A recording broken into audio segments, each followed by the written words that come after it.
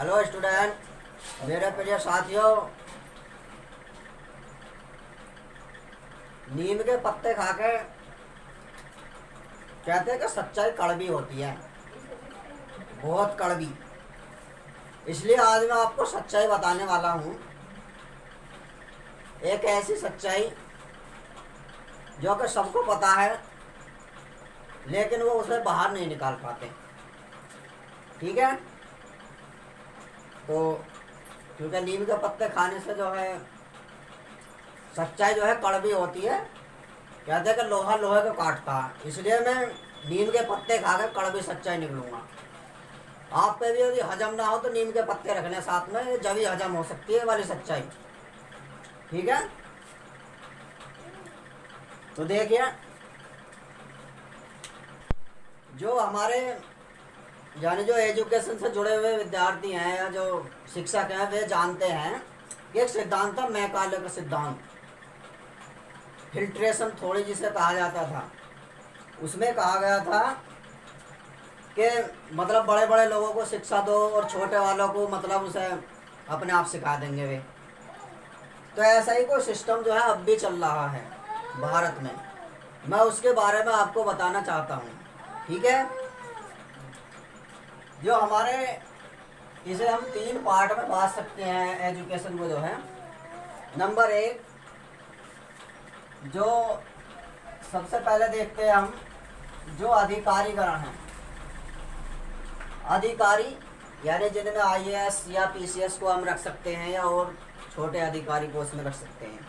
ठीक है, इसके बाद में जो आते हैं वो हमारे नेता आते हैं सारे। ठीक है, नेता यानी एक में अधिकारी आ गए, एक में नेता आ गए।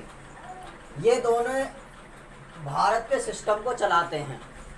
ठीक, इसके बाद में वे आते हैं कर्मचारी, जैसे किसान हैं, यानी जो मध्यम तबके के या सबसे नीचे वाले किसान हैं, या एक तरीके से मजदूर आप कह सकते हैं, मजदूर हैं और किसान हैं। ठीक है, अब मैं आपको इनके बारे में बताऊंगा क्या है। भारत की जनसंख्या ये मान लीजिए कि 100% जनसंख्या है। इनमें से केवल 5%, केवल 5% ये वाले हैं, यानी अधिकारी और नेता।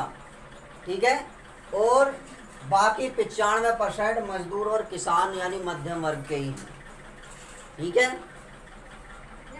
लेकिन क्या है कि देश को ये नहीं चलाते, देश को ये चलाते हैं।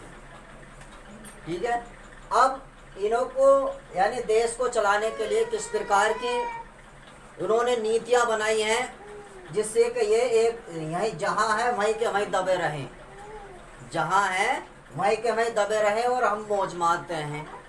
ठीक है, कहते हैं कि शिक्षा जो है वो मानव के विकास की नींव होती है। यदि उसे शिक्षा ही ठीक से नहीं मिलेगी तो क्या होगा उसका, वो यहाँ तक नहीं पहुँच पाएगा, ना अधिकारी बनेगा, ठीक है, ना ही वो ऊपर को बढ़ेगा।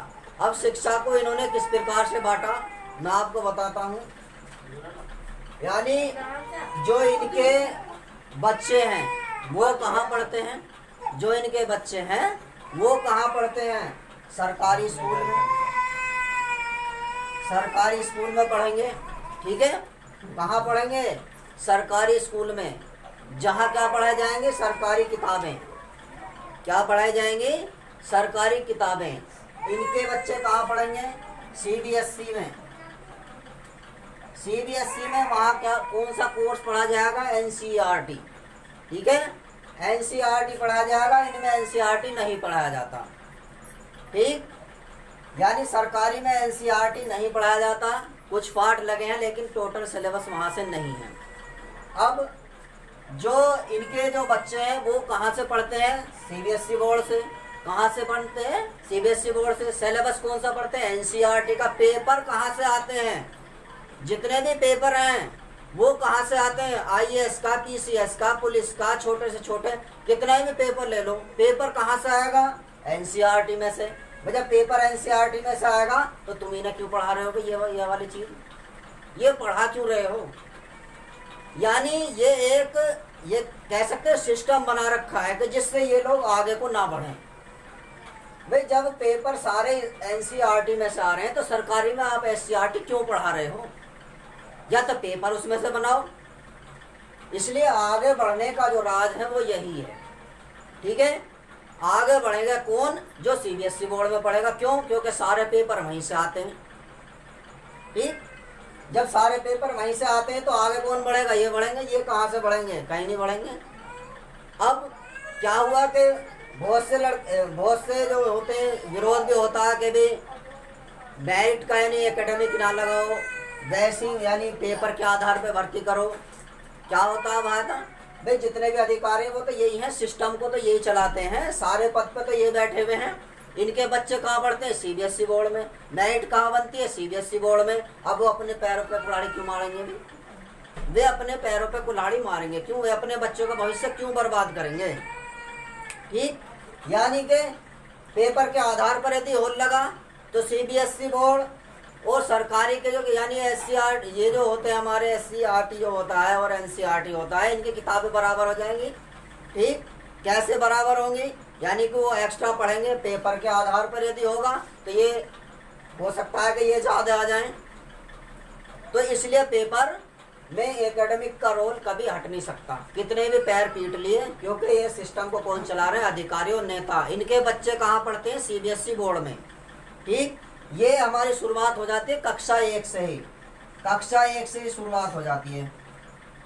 एक बच्चा सीबीएसई बोर्ड में जाएगा, एक बच्चा सरकारी स्कूल में जाएगा। ठीक, वहाँ क्या पढ़ेगा? अंग्रेजी पढ़ेगा। ठीक, वहाँ और इसमें क्या पढ़ेगा? वो हिंदी मीडियम में पढ़ेगा। ठीक, अंग्रेजी में पढ़ेगा, यानी ये पढ़ेगा अंग्रेजी में। ठीक, ये किस में पढ़ेगा? अंग्रेजी में पढ़ेगा। ये किस में पढ़ेगा? हिंदी में पढ़ेगा। ठीक, अब क्या हुआ? यानी यहाँ से वो कैसे कैसे करके मान लिया 10वीं पास हो गया। ठीक, 12वीं भी हो गया, यहाँ से दोनों 12वीं हो गए। अब आ जाओ आगे को। चीन की दीवार पहली बना रखी है इन लोगों ने, पार करके दिखाओ। चीन की दीवार कौन सी है? मेडिकल लाइन में जाओगे टोटल किताब इंग्लिश में, इंजीनियर लाइन में जाओगे टोटल तो जितनी भी बुक है सब टोटल इंग्लिश में। भाई नहीं, हिंदी में क्यों पढ़ा रहे हो तुम? ये एक सिस्टम है इस पूरे व्यवस्था को, यानी ये बच्चे हमेशा दबे रहें, ये ऊपर को उभरे ना। मेरा कहने का मतलब ये है कि पूरे भारत में एक ही भाषा हो, तमिल हो, तेलुगु हो, उर्दू, कन्नड़, कोई सी भी हो, एक भाषा हो। 5 साल लगेंगे पूरे पूरे सिस्टम को इसे फॉलो करने में। या तो पूरे भारत की भाषा अंग्रेजी कर दो कि पूरे भारत के बच्चे जो है अंग्रेजी में पढ़ेंगे, या पूरे भारत की हिंदी में करो कि हिंदी में ही पढ़ेंगे।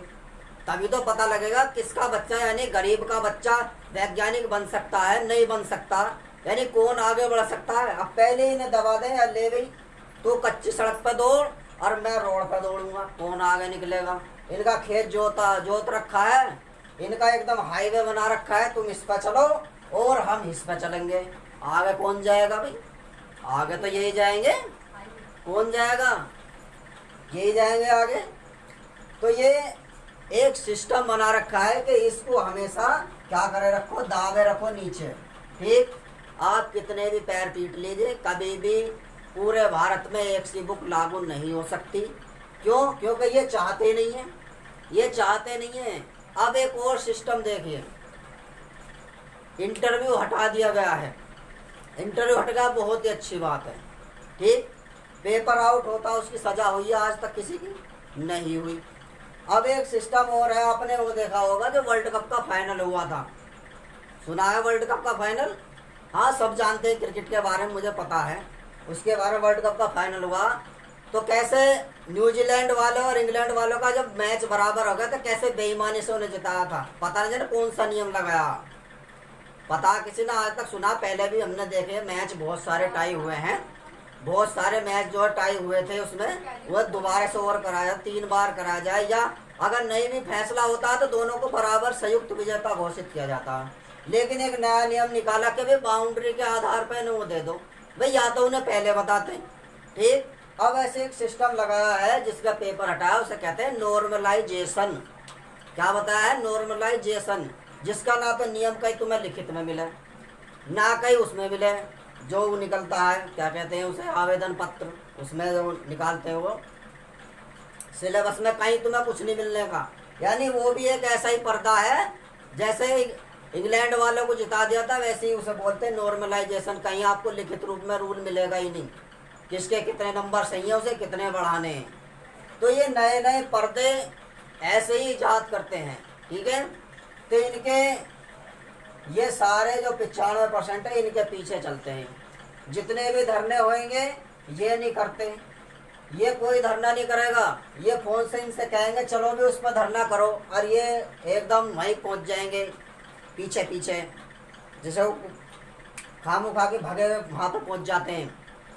किराए के टट्टू जिसे कहते हैं, वहाँ पे भागते हैं। बस पब्लिक पागल, वहाँ उसका धरना हो रहा है जी। कभी देखे तुमने नेता और सरकारी अधिकारी उस धरने पर बैठे? नहीं बैठने के, उन्हें कोई मतलब ही नहीं इससे, क्योंकि सारी व्यवस्था पे उनका कब्जा है, ठीक। वो नहीं चाहते कि ये 95% आबादी आगे को बढ़े, ठीक। 5% लोग इंग्लिश तमीज़ से नहीं बोलते भारत में। सारे काम इंग्लिश में, सारे काम इंग्लिश में टोटल। जहाँ भी जाओगे फार्म आपको इंग्लिश में मिलेगा। किसी राज्य की कोई सी भाषा कोई मतलब नहीं, सारे में टोटल इंग्लिश में। मैं तो एक बात कहता हूँ, पूरे भारत की जो राष्ट्रीय भाषा है उसे इंग्लिश ही जो घोषित कर दो, वे सब पढ़ेंगे इंग्लिश में। ये भी पढ़ें और ये भी पढ़ें, कम से कम एक भाषा तो होगी। अब क्या होगा, बच्चे का आधा दिमाग तो उसमें ही खर्च होगा। ले थोड़ा सा बड़ा हुआ, अब तो पहले तो हिंदी सीख, तमिल सीख, तेलुगु सीख, कन्नड़ सीख, दुनिया भर की भाषाओं से आधा दिमाग तो उसका उसी में खर्च कर रहे हैं। इंग्लैंड वाले क्यों आ गए हैं, अमेरिका वाले क्यों आ गए, चाइनीज वाले क्यों आ गए? उनकी जो सारी पढ़ाई है वहीं की भाषा में है, एक में ही। तो उनकी एनर्जी सारी कहाँ लगेगी? एक ही विषय पे लगेगी। जब एक ही विषय पे लगेगी तो वो अपने आप आगे को पहुँचेंगे। भाई अगर हमसे ये कहने लगे कि भाई तुम्हें सीधे रास्ते पे जाना है, तो वो जल्दी पहुँचेगा। उसे कहेगा तुझे ऐसे जलेबी की तरह घूम के जाना, जब भी तो वो जल्दी पहुँचेगा कि सीधे रास्ते पे। तो सीधा रास्ता बनाओ ना उन्हें आगे आने के लिए। अगर रास्ता सीधा होगा तभी तो तेज दौड़ेंगे। अब बच्चे कहाँ से, जब इसलिए आगे नहीं, हमारा देश नहीं आगे नहीं जा पाता, ऊपर से भ्रष्टाचार दुनिया भर का। तो मैं ये कहता हूँ कि भारत की भाषा एक हो, चाहे कोई सी भी हो, हिंदी हो, अंग्रेजी हो, उर्दू हो, कन्नड़ हो, कोई सी भी करे। 22 भाषाओं जो राष्ट्र उसमें दी गई हैं, उनमें से कम एक को तय कर लें कि भी तुझे पैदा होते ही ये वाली भाषा सीखनी है, इसी में ही सारी पढ़ाई करनी है, तो तेजी से आगे बढ़ेगा, ठीक। दूसरी भाषा की नॉलेज रखिए आप, लेकिन आगे की पढ़ाई जो है टोटल एक ही भाषा में करें। भाई या तो जैसे मान लीजिए पहली, दूसरी, तीसरी, चौथी, 5वीं तक आप वहाँ की जो मातृभाषा उसे सिखा सकते, लेकिन वहाँ से बाद में एक ही भाषा रहनी चाहिए पूरे भारत की। पूरे भारत का एक ही बोर्ड बने कि भाई 10वीं में यही किताबें यहाँ चलेंगी, उत्तर प्रदेश में चलेंगे, ये पंजाब में चलेंगे, ये राजस्थान में चलेंगे, ये तमिलनाडु में चलेंगे, इन्हीं में से पढ़ना है, ठीक। दूसरे में यूनिवर्सिटी में सब में एक सी पढ़ाई होनी चाहिए, तभी तो पता लगेगा कि कौन आगे है, मतलब कहाँ का रिजल्ट ज़्यादा जा रहा।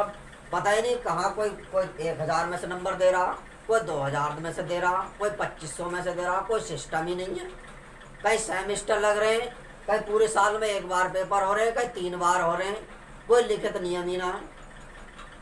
कई पुलिस में कई 10वीं पास जा रहे हैं, कई 12वीं पास जा रहे हैं, कई ग्रेजुएशन ले रहे हैं। अरे एक पद के लिए एक सी योग्यता बनाओ ना पूरे भारत में। एक पद के लिए एक सी योग्यता होनी चाहिए पूरे भारत में। भाई पुलिस वाले के लिए अगर ये कह दिया कि 12वीं पास होना चाहिए, तो पूरे भारत में 12वीं पास हो, नियम सबके लिए वही होने चाहिए। अब एक उसका सिस्टम अलग, उसका अलग, उसका अलग, सबका गुड़ गोबर एक कर रखा, ठीक। अरे गुड़ गोबर कर किसने रखा, इन्होंने करवा किसने रखा, इन्होंने, ठीक। तो ये जो सिस्टम है ये बदलेगा तो जरूर, लेकिन उससे पहले क्रांति होगी। ये पता नहीं,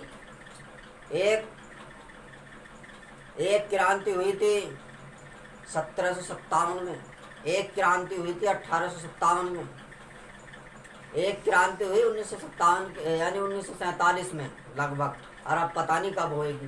क्रांति होगी तो सही, ये सिस्टम सारा एक ही होना है, हो कभी भी, ठीक है।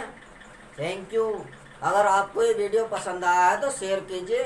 जो भी आपको पढ़ा लिखा लगे ये उसे दिखाइए, उसके समझ में आएगा। जो भी आपको पढ़ा लिखा लगे उसके समझ में आएगा।